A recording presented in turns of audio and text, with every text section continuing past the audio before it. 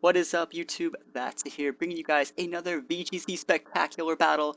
Gonna be facing off against Wild Zubat in Game 1. He's gonna be using Whimsicott, Lopunny, Gardevoir, Blaziken, Talonflame, and Garchomp. Garchomp being a bit of a throwback, but I think it's definitely a Pokemon that will always have impact. It's kind of like a Landorus, but a little bit slower because it's not holding a Scarf, and it doesn't actually pack that Intimidate. I think it's a great check to Bisharp right now. So Garchomp definitely has a spot in the meta, but we're going to see how it performs this game. We're going to hop right into it and start things off. There we go. I'm going to be leading off with my Assault Vest Landorus and my Zapdos. Really good combo. Brings a lot of AoE, a lot of bulkiness, and a lot of very offensive threats. So we're going to see him lead off with Whimsicott and Gardevoir. And he's actually going to get the 50% chance to trace my Intimidate. So bunch of Intimidates going off this turn. I'm the pretty much only one who's affected by it, which is quite unfortunate, but I'll live with it. We're then going to see him actually go into Mega Gardevoir, which was very, very unexpected. I thought he would have an Orb or a Vest or something, and he's going to pop a huge Pixelate Hyper Voice, dealing a ton of damage to both my Pokemon. We're then going to see me go for a Heat Wave. I actually pick up a Burn on Whimsicott, but we're not going to see it come into play at all, because my Landorus going last this turn is going to also U-turn that target because I knew he was holding a Sash. So the main reason I went for U-turn that turn instead of a Rock Slide or something else was just because I got intimidated. So the Intimidate actually played a huge factor this game. Alright, so I'm going to go into my Rotom Wash. He's going to go into his Garchomp here. Garchomp, like I said, is a great Pokemon. And we're going to see my Rotom Wash start the turn off by eating an Energy Ball from that Gardevoir, dropping it to about 30% before it activates its Citrus. Then we're actually going to see Garchomp go for a Swords Dance. So really, really scary Swords Dance from Garchomp. And we're going to see my Rotom go last this turn and fire off a pretty decent Hydro Pump. But I really thought it would do more damage, which makes me kind of think that Garchomp isn't as it's definitely bulkier than it should be. So with that in mind, I'm gonna let my Zapdos go down to this Rock Slide here, and then send out a Pokemon that I think is gonna be faster than this Garchomp. So I'm gonna send out my Gardevoir here. This is a full special attack speed Gardevoir. Traces Rough Skin here.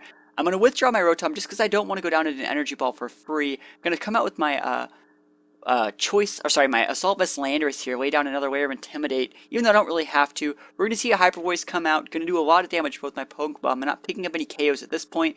And then, I was actually correct the couple turns before, my Gardevoir is faster than this Garchomp, and it is going to pick up the KO on both my opponent's Pokemon with an AoE Dazzling Gleam. So, great turn for me there, and it's pretty much going to be up to Blaziken to win the whole game by itself, and well, Blaziken is a really good Pokemon. We're going to see it pop Protect just in an effort to get some speed boost going.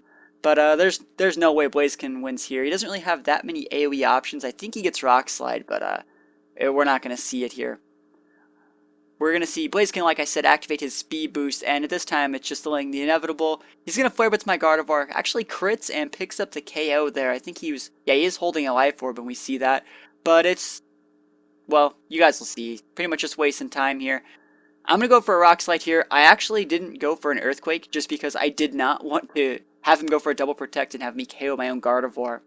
But we're going to see Rotom come out here, and now it's Earthquake time. So we're going to see him go for a Brick Break. Actually picks up the KO my Rotom because of the Life Orb, I think. And yeah, I have like a full special D set anyways. But it's definitely time for Landorus to show his stuff and go for those Earthquakes. Gonna pick up the KO on Blaziken, and the win against Wild Zubat appeared. So pretty cool to see Mega Gardevoir. Definitely threw me for a loop, and definitely Garchomp. I think Garchomp is a great Pokemon, like I said, but it didn't take as much damage as I would have liked from Hydro Pump, which pretty much just told me that it was not full speed invested. Also, the reason why I didn't go for a Will-O-Wisp was probably because it was holding a Lumberry just in case, and also I do not have Will-O-Wisp on this Rotom. I have Volt Switch, Hydro Pump, Protect, and Thunder Wave, so there was no really option for a Will-O-Wisp there. So let's just go into the next game, start things off here. No, reset. There we go. Got it. Sorry about that. So we're going to be fighting off against Turn Off Lakeside here. He's using Sylveon, Latios, Suicune, Amoonguss, Kangaskhan, and Raikou. Raikou is a great Pokemon right now. Definitely a support mon that packs a punch. So we're going to start things off and get right into it. We're going to be leading off with Gardevoir and Zapdos. So another really good lead, and it pretty much lets me try to trace one of his abilities while also trying to check the Amoonguss at the same time. You've seen me lead with this against Amoonguss in the past, and I really just think it's a great lead against Amoonguss. We're going to see that I have to switch out turn 1, though. I do not want to fight this battle. I'm going to go into Aegislash and play a very defensive turn 1.